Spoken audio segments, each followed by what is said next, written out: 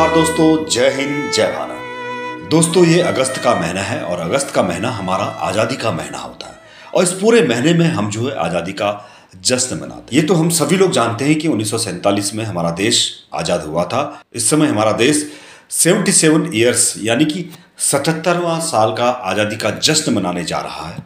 दोस्तों, ये आज़ादी हमको यूं ही नहीं मिल गई थी। इस आज़ादी के पीछे कई लोगों ने अपने प्राणों का बलिदान दिया था। इस देश को आज़ाद कराने में केवल महात्मा गांधी जी ने ही अहम सहयोग नहीं दिया था, बल्कि इस देश को आज़ाद कराने में कई लोगों ने अपने प्राणों का बलिदान दिया था। उसमें से बहुत सारे लोग ऐसे हैं जिन्हें हम जानते भी नहीं हैं। 1947 से पहले हम सब लोग गुलाम थे, अंग्रेजों के गुलाम। वो हम पर अत्याचार किया करते थे।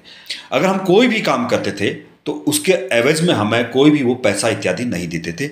अगर आवाज़ उठाने की बात करते थे तो वो हमें लाठियों, डंडे, घुसे और कोड़ों से हम सब लोगों को मारते थे। जो हमारे पूर्वज थे जिन्होंने इस देश को आज़ाद कराने में अपने प्राणों का बलिदान दिया, तो सोचो जब अंग्रेज यहाँ पर थे तो उन्होंने कितनी यातनाएं सही होंगी, तब जाके हमें ये आज़ादी मिली है। आज तो हम हर जगह जा सकते हैं, घूम सकते हैं, फिर सकते हैं, मतलब एक तरह से पूरे आज़ाद हैं। लेकिन अगर एक तरफ से सोचा जाए तो हम आज भी जो है गुलामों की ज़िंदगी जी रहे हैं। जैसा कि अभी आपने अयोध्या में 12 साल की लड़की थी, उसका गैंगरेप हुआ।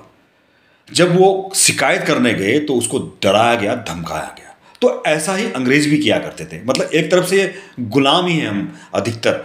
कहीं भी अभी आप देख लीजिए, किसी के प्रति कोई शिकायत अगर आप करना चाहते हैं तो हमें डराया जाता है, धमकाया जाता है। जैसे कोई रोड में हादसा हो जाता है, लड़ाई झगड़ा हो रहा है, वहाँ पर हम अपनी आवाज़ को बुलंद नहीं कर सकते। अगर हमने अपनी आवाज़ को बुलंद किया या उनके प्रति शिकायत की तो वही लोग जो है उल्टा हमको धमकाने आते हैं। तो एक तरफ से गुलामी की ज़िंदगी है जो हम लोग अभी भी इस समय भारत में लोग जी रहे हैं। बहुत सारे महानायक ऐसे हैं जिन्होंने इस देश को आज़ाद कराने के लिए अपनी अहम भूमिका निभाई, लेकिन उनके बारे में हम बहुत कम ही जानते हैं। इस एपिसोड में मैं आज आपके लिए एक ऐसे महानायक की कहानी लेके आया हूँ जिनका नाम था वीर चंद्र सिंह गढ़वाली। जी हाँ, वीर चंद्र सिंह गढ़वाली जी का जन्म 25 दिसंबर 1991 में हुआ था। चंद्र सिंह के पूर्वज गढ़वाल की राजधानी चांदपुर के थे। चंद्र सिंह के पिता का नाम जलोत सिंह भंडारी था और वो एक अनपढ़ किसान थे। इसी कारण वो चंद्र सिंह को भी शिक्षित नहीं कर पाए, लेकिन चंद्र सिंह जी ने अपनी मेहनत से पढ़ा और लिखा। 3 सितंबर 1994 को चंद्र सिंह सेना में भर्ती होने के लिए लैंसडाउन पहुंचे और सेना में वो भर्ती भी हो गए। प्रथम विश्व युद्ध का समय चल रहा था उस समय जब वो सेना में भर्ती होने के लिए गए। 1 अगस्त 1915 में चंद्र सिंह को अन्य गढ़वाली सैनिकों के साथ अंग्रेजों ने फ्रांस भेज दिया, जहां से वे 1 फरवरी 1916 को वापस लैंसडाउन आ गए। 1971 में चंद्र सिंह ने अंग्रेजों की एक और मेसोपोटामिया के युद्ध में उन्होंने जो है भाग लिया, जिसमें अंग्रेजों की जीत हुई। 1918 में बगदाद की लड़ाई में भी उन्होंने हिस्सा लिया। जब प्रथम विश्व युद्ध समाप्त हुआ तो अंग्रेजों ने कई सैनिकों को निकाल दिया गया और जिन्हें युद्ध के समय तरक्की दी थी उनके पदों को भी कम कर दिया। जब सैनिकों को निकाला गया और उनका जो पद मिला था उसको घटा करके सबको सिपाही बनाया गया, तो यही चंद्र सिंह गढ़वाली जी के साथ भी किया गया और उन्होंने सेना को छोड़ने का मन बना लिया और इनको उच्च अधिकारी के द्वारा समझाया गया और इनकी तरक्की का ख्याल रखा गया और उस दौरान इनकी मुलाकात महात्मा गांधी जी से हुई। कुछ समय के बाद जब ये छुट्टी काट कर वापस आए तो इनकी बटालियन के साथ इन्हें जो है वजीरिस्तान भेज दिया गया। वहां से वापस आने के बाद इनका ज़्यादा समय जो है आर्य समाज के कार्यकर्ताओं के साथ बीतने लगा और इनके अंदर स्वदेश प्रेम की भावना जागने लगी और ये बात जो है अंग्रेजों को रास नहीं आ रही थी। तो उन्होंने चंद्र सिंह को जो है खेवर दर्रे के पास भेज दिया, लेकिन तब तक चंद्र सिंह हवलदार बन चुके थे।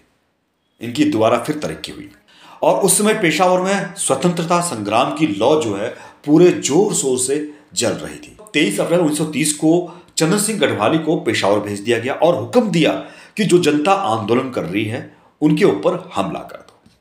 पर चंद्र सिंह ने निहत्थे आंदोलनकारियों पर गोली चलाने से साफ साफ मना कर दिया और इसी पेशावर कांड में गढ़वाली बटालियन को एक ऊंचा दर्जा दिलाया और इसी के बाद चंद्र सिंह को वीर चंद्र सिंह गढ़वाली का एक नाम मिला और इनको पेशावर कांड का नायक माना जाने लगा। अंग्रेजों की आज्ञा ना मानने पर इन सैनिकों पर मुकदमा चलाया गया। गढ़वाली सैनिकों की पैरवी मुकुंदीलाल द्वारा की गई, जिनके अथक फरियाद से इनके मृत्यु दंड को सजा के कैद में बदल दिया गया। इस दौरान अंग्रेजों ने वीर चंद्र सिंह गढ़वाली की जो संपत्ति थी उसे जो है जब्त कर और जो इनकी वर्दी थी उसे काट काट करके इनके शरीर से अलग कर दी। 1930 में चंद्र सिंह गढ़वाली को 14 साल की कारावास के लिए एबटाबाद की जेल में भेज दिया, जिसके बाद इन्हें अलग अलग जेल में स्थानांतरित करते रहे। इसी कारणवश इनको आज़ाद कर दिया गया और इनके 11 साल के कारावास के बाद इन्हें 26 सितंबर 1941 को आज़ाद कर दिया गया। परंतु गढ़वाल जाने में इनके ऊपर प्रतिबंध लगा दिया गया। इस कारण ये इधर उधर भटकते रहे। अंत में ये वर्धा गांधी जी के पास गए और गांधी जी भी चंद्र सिंह से बहुत प्रभावित थे। 8 अगस्त 1942 में भारत छोड़ो आंदोलन में चंद्र सिंह गढ़वाली ने बहुत ही अहम भूमिका निभाई थी। जब ये गांधी जी से मिले तो गांधी जी ने क्या कहा गढ़वाली जी के बारे में? वीर चंद्र सिंह गढ़वाली जैसे हमें 2-4 और मिल जाते तो हम देश को कब के आज़ाद कर लेते। 22 दिसंबर 1946 में कम्युनिस्ट के सहारे वीर चंद्र सिंह गढ़वाली फिर से गढ़वाल में प्रवेश कर सके। 1994 में इनके सम्मान के लिए भारत सरकार के द्वारा इनके नाम का एक डाक टिकट जारी किया गया। ऐसे महान वीर, ऐसे महान नायक जिनको गांधी जी स्वयं कहते थे, अगर वीर चंद्र सिंह गढ़वाली जैसे महानायक मुझे 2-4 और मिल जाते तो मैं देश को कब के आज़ाद करा देता।